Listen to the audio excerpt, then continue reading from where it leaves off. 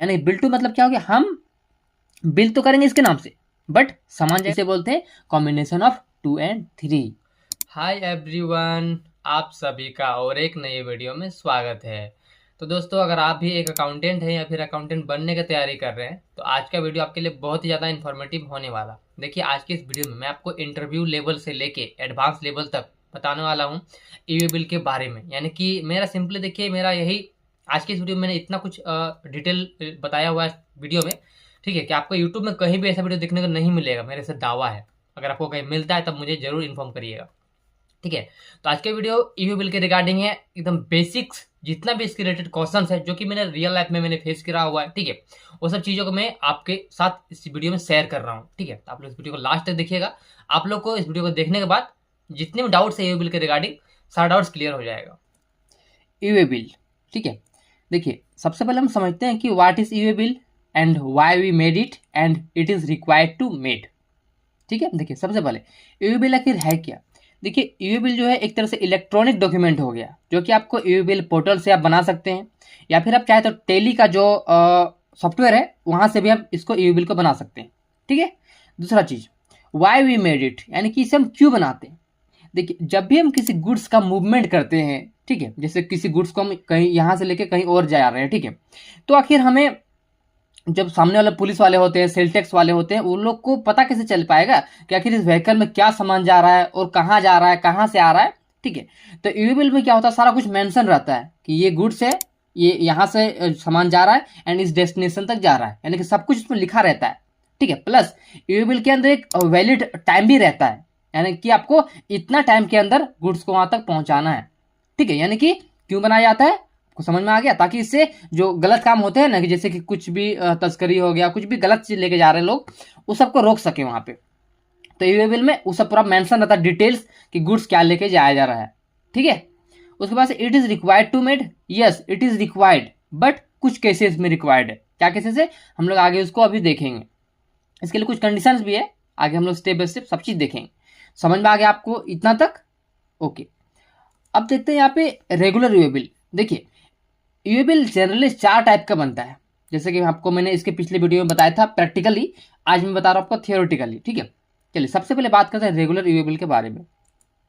देखिए, regular e-way bill बनाने के लिए सबसे पहले आपको लिमिट, कुछ इसमें कंडीशन है। देखिए, if sales total value is 50,000 और उससे ग्रेटर देन, यानी कि अगर आपका सेल्स का टोटल वैल्यू 50,000 या उससे ज़्यादा का है, ध्यान रखिए आप लोग, तो और वो सेल्स आपका लोकल भी सेल्स हो सकता है एंड आउटसाइड स्टेट, यानी कि आपका आईजीएसटी सेल भी हो सकता है, यानी कि आप अपने स्टेट के अंदर सेल करिए या फिर स्टेट के बाहर सेल करिए। अगर 50,000 या उससे अधिक का आपने सेल करा हुआ है एक ही इनवॉइस में, इनवॉइस का वैल्यू है 50,000 या उससे ज़्यादा, तो आपको रेगुलर ईवे बिल बनाना है, ठीक है। और साथ ही देखिए, बिल टू शिप टू भी आएगा। बिल टू शिप टू क्या होता है वो भी हम लोग आगे देखेंगे।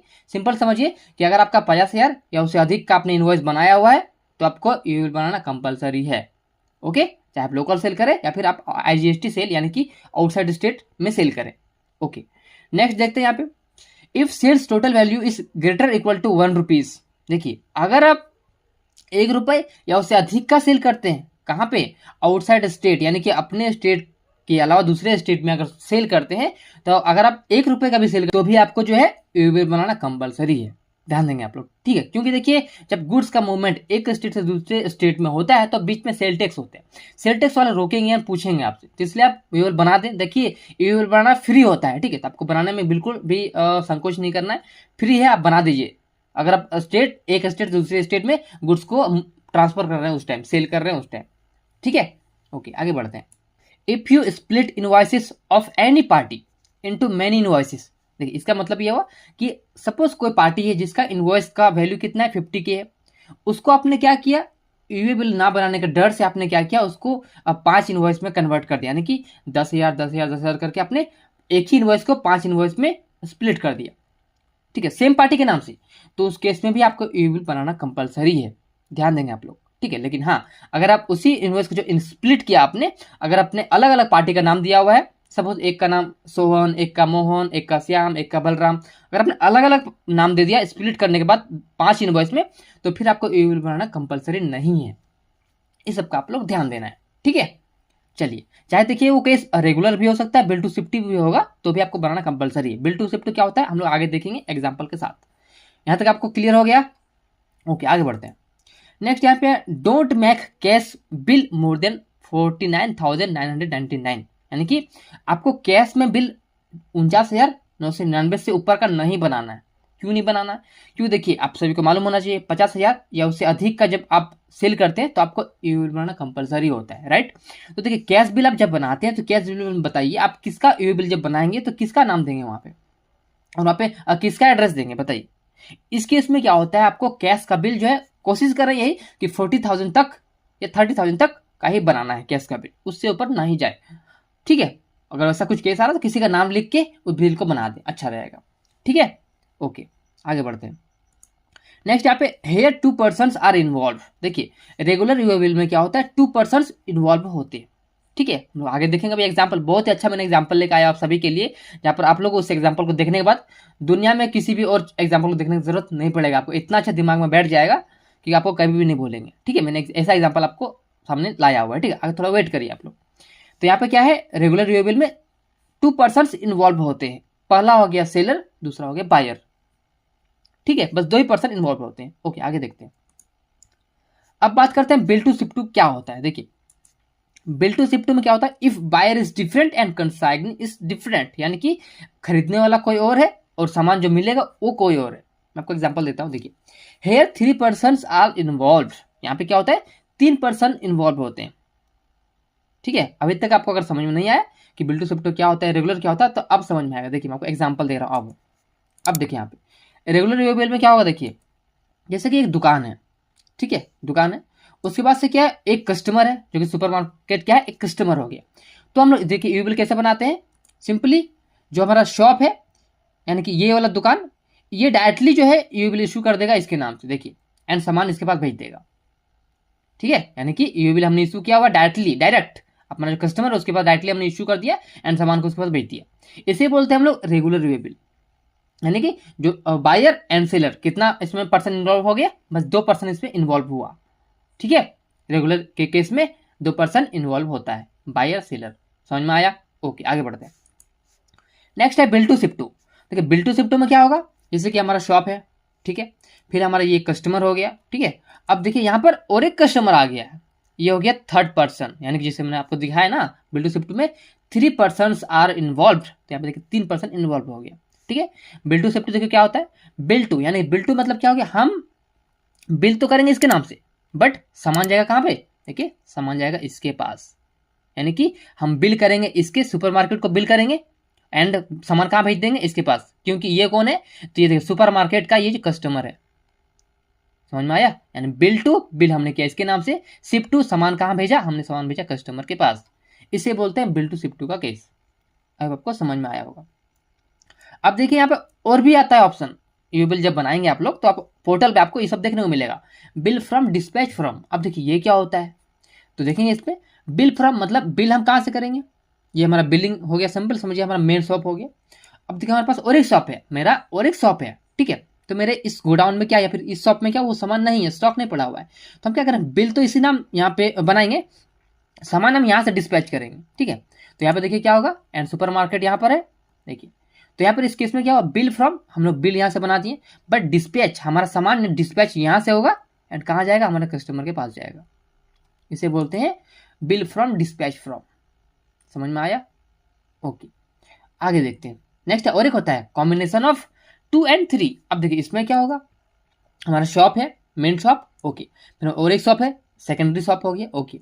अब देखिए सुपर मार्केट भी है इसमें हमारा कस्टमर एंड यहाँ पे कस्टमर भी है। अब देखिए इस केस में क्या होगा कि हम बिल तो यहाँ से करेंगे, मेन शॉप से बिल कर दिया, डिस्पैच हमारा यहाँ से होगा एंड कहाँ इसके पास जाएगा, नहीं डायरेक्टली जाएगा कस्टमर के पास। इसे बोलते हैं कॉम्बिनेशन ऑफ 2 and 3। समझ में आया?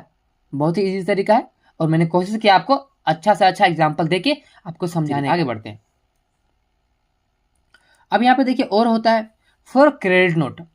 अब देखिए अगर आपने किसी को सेल किया था एंड उस कस्टमर ने आपको सामान वापस कर दिया तो आपको इशू करना है क्रेडिट नोट, और साथ में ध्यान देंगे अगर इनवॉइस का वैल्यू 50,000 या उससे अधिक का है तो उस केस में भी आपको ईओ बिल को बनाना है, ठीक है।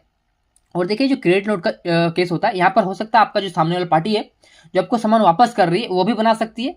अगर वो बनाती है तो वो आपको डेबिट नोट इशू करेगी, एंड ठीक है, एंड डेबिट नोट इशू करने के बाद वो ईवे बिल को बना सकती है। अगर वो सामने वाला पार्टी ईवे बिल नहीं बनाता है तो उस केस में आपको बनाना है। ध्यान रखिए, दोनों में से किसी एक को ही बनाना है, दोनों को नहीं बनाना है। ध्यान रखें, ओके। नेक्स्ट यहाँ पे फॉर डेबिट नोट यानी परचेस रिटर्न। अब जैसे मैंने आपको बताया कि सपोज हमने किसी से परचेज किया था एंड हम सामान को वापस कर दे रहे हैं, तो हम क्या इशू करेंगे, डेबिट नोट को इशू करेंगे, एंड हम यहाँ पे ईवे बिल को बना सकते हैं, या फिर सामने वाला पार्टी क्रेडिट नोट का भी जो है ईवे बिल बना सकता है। दोनों ही बना सकते हैं, ठीक है, समझ में आया।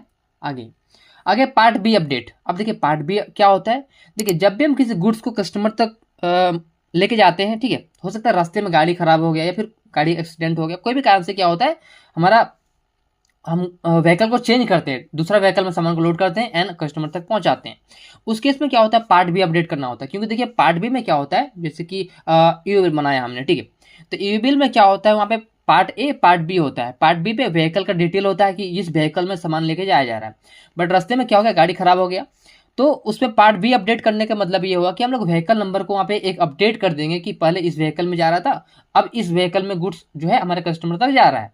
तो पार्ट भी अपडेट करना जरूरी है। अगर आपका रास्ते में किसी तरह का गाड़ी खराब हो गया या फिर कुछ भी रीजन से अगर आप गुड्स का मूवमेंट किसी और व्हीकल से रास्ते में चेंज कर दे रहे हैं, उस केस में इसे बोलते हैं पार्ट बी का। और देखिए यहाँ पे और एक चीज है, by mistake made wrong e-way bill.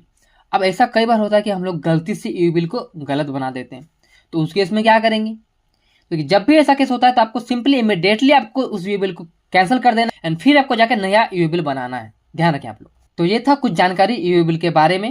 और देखिए इस वीडियो के बाद भी अगर आपके मन में किसी भी तरह का और भी सवाल है तो आप नीचे कमेंट सेक्शन में हमसे पूछ सकते हैं। बाकी अगर आपको वीडियो अच्छा लगा तो वीडियो को लाइक जरूर करें, चैनल पर नए हैं पहले बार आए हैं तो चैनल को सब्सक्राइब करें, साथ ही बेल आइकन जरूर प्रेस करें ताकि आपको नोटिफिकेशन हमेशा मिलते रहेंगे। तो दोस्तों वीडियो का अंत देखने के लिए बहुत बहुत धन्यवाद। मिलते हैं अगले वीडियो में।